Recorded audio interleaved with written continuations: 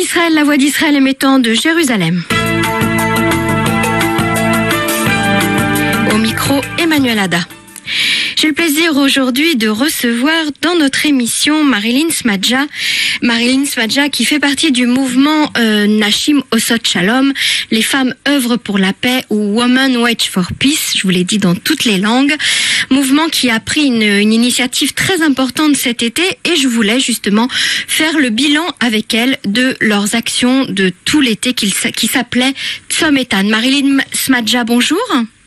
Bonjour à tous les auditeurs et bonjour Emmanuel. Alors on a eu l'occasion de parler tout début de cette opération Tzometan, de l'initiative, du projet, des buts, etc. Et j'aimerais faire avec vous un petit peu le bilan de ces 50 jours sous une tente que vous avez passé toutes ensemble à côté de la résidence du Premier ministre à Jérusalem. Et je crois que ça a été un événement d'abord continu, puisque tous les jours, il y avait de la visite, que ce soit des gens de la rue ou des personnalités qui venaient s'asseoir avec vous et pour discuter, mais également toutes sortes de rencontres importantes, officielles, qui ont été organisées. Est-ce que vous pouvez nous faire en quelques mots le bilan de cet événement ?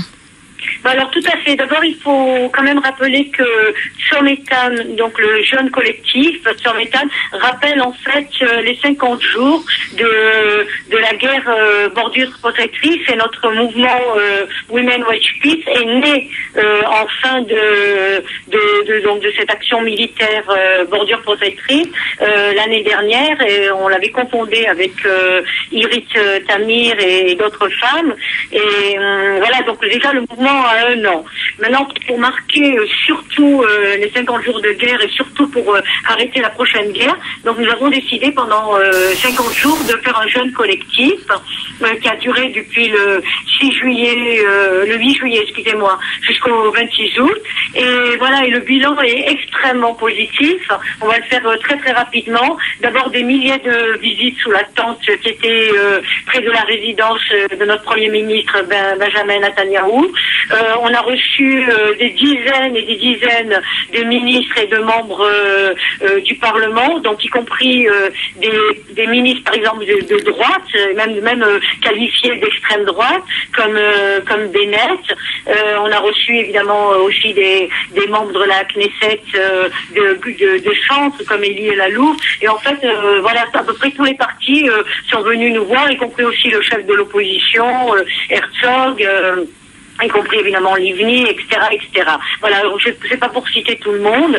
Maintenant, à part eux, il y a eu effectivement énormément de gens importants dans tous les domaines, dans le domaine économique, dans le domaine des arts, dans le domaine de la littérature, des philosophes qui sont venus, et puis ce qui est très très important à dire, surtout des femmes du terrain, depuis tout Israël.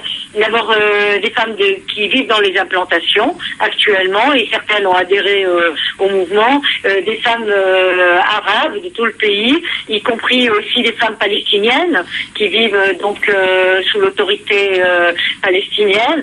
Voilà, et donc il y a eu un grand mouvement. Maintenant, il y a eu effectivement aussi, en dehors de la tente, et grâce justement à ces 50 jours de jeûne, deux rencontres fondamentales. D'abord, au mois d'août, une rencontre avec Sarah Netanyahou. Alors attendez, avant d'arriver justement à cette fameuse rencontre avec le Premier ministre et sa femme, je voudrais souligner quelque chose avec vous. En fait, cette notion à la fois de paix, Women Wage for Peace ou Nashim Osot Shalom, cette notion de paix et cette notion de féminin, c'est-à-dire que les femmes, tout d'un coup, les femmes citoyennes, les femmes d'Israël se lèvent pour demander, pour revendiquer quelque chose à leur gouvernement. Vous avez l'impression que cela a interpellé, que cela a provoqué un engouement de toutes parts, c'est-à-dire aussi bien chez les hommes que chez les femmes, et aussi bien chez les gens de droite que de gauche, comme aussi bien chez les gens religieux que non religieux, c'est ça ? Oui, alors tout à fait. Il faut quand même souligner qu'on est 15 000 femmes soutenant le mouvement après seulement 1 an de sa création. Ça ne s'est jamais vu en Israël. Et puis surtout la première historique par rapport à l'État d'Israël, c'est de se dire que c'est la première fois qu'il y a un mouvement de femmes de droite, de centre et de gauche qui réclament exactement la même chose. C'est pas seulement la paix, parce que la paix c'est pas pour maintenant, c'est sur le long terme. Qui réclament des accords politiques ici et maintenant. Donc le retour à la négociation, c'était notre appel commun.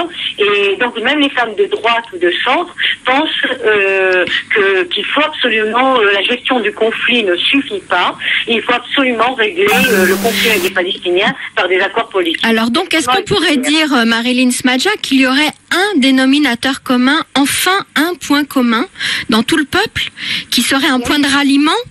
Oui, il y a un point de ralliement, et d'ailleurs le Premier ministre, notre Premier ministre Benjamin Netanyahou et les membres du Parlement ne s'y sont pas trompés en prenant contact directement avec le mouvement, avec les membres fondatrices du mouvement, et ils savaient très très bien qu'il y a un réel élan et enfin un réveil de la part du peuple. Maintenant, on sait très très bien que les mouvements citoyens, et d'ailleurs la France est un des pays mieux placés pour le savoir, les mouvements citoyens peuvent changer complètement la donne. Et en Israël, c'est ce qu'on est en train de sentir avec ce mouvement, qui est un mouvement citoyen, je le rappelle, apolitique. Et donc les femmes viennent de toutes les tendances, y compris toutes les tendances religieuses, les femmes juives et arabes aussi, qui s'allient Alors, ensemble. Vous étiez installé donc sous une tente ouverte aux 4 vents, à côté de la résidence du Premier ministre. Chaud. Oui, il faisait effectivement très chaud. Des fois de 35 à 40 degrés. C'est vrai.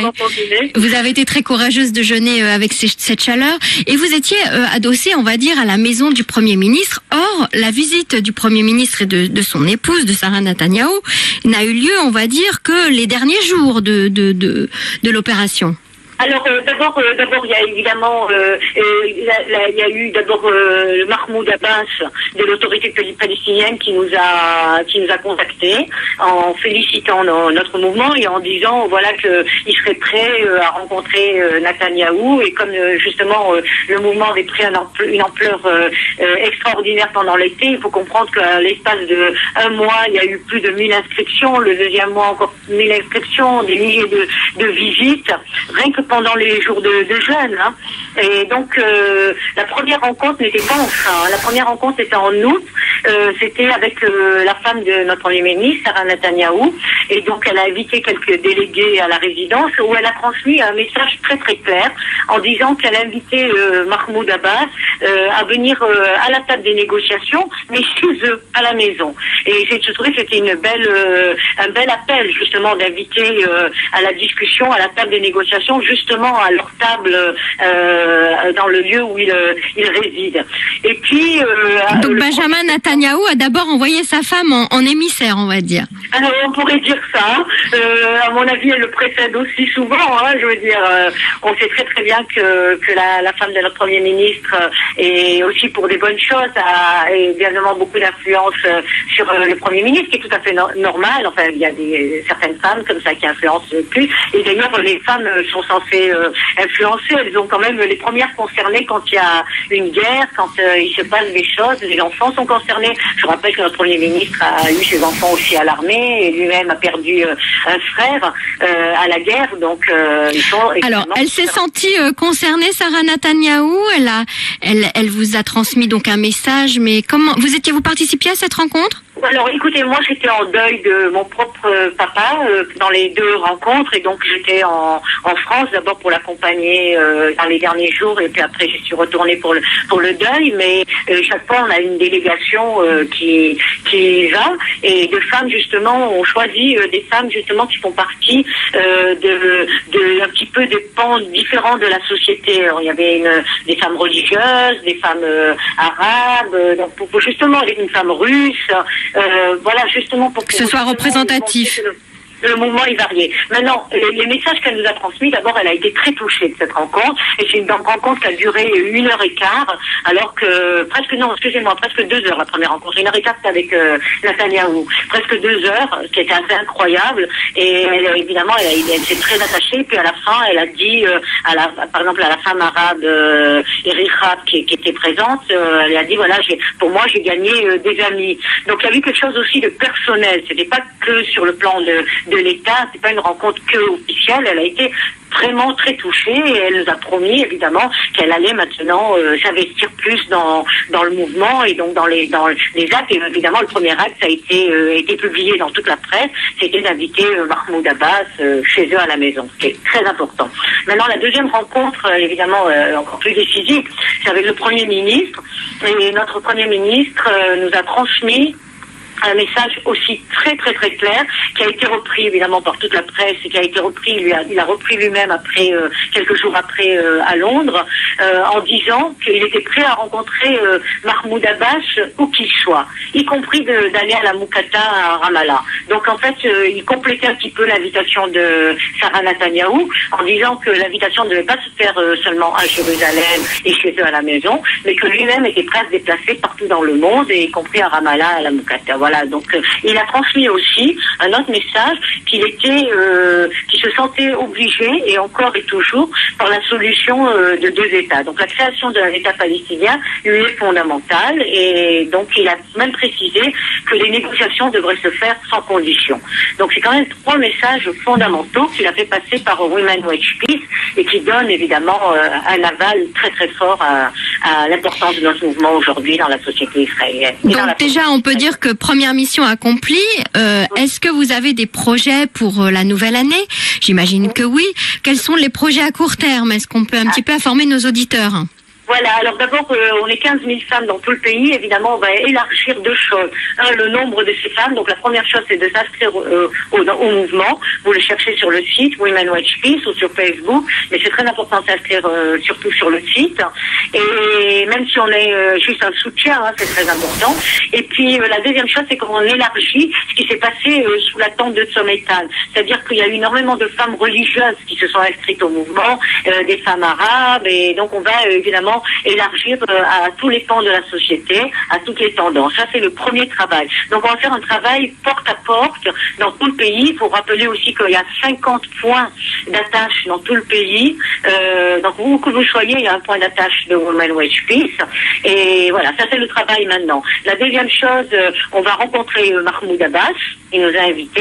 Et il nous fallait d'abord la bénédiction de notre Premier ministre, comme nous l'avons, et comme nous avons un message très précis de sa part. Nous allons rencontrer, moi-même je vais rencontrer la semaine prochaine normalement une partie de la délégation palestinienne et les Palestiniens à Paris. Donc je me déplace à Paris pour pouvoir rencontrer sur un milieu qui est un milieu disons un peu plus neutre comme ça pour pouvoir discuter. Et puis sinon on va faire partie le 12 novembre de la commission ou la grande rencontre sur la paix qui est organisée où le président Rivlin, notre président, va participer, d'autres ministres. Donc nous sommes invités, partie présente active de cette grande réunion. Il y aura une centaine de personnes.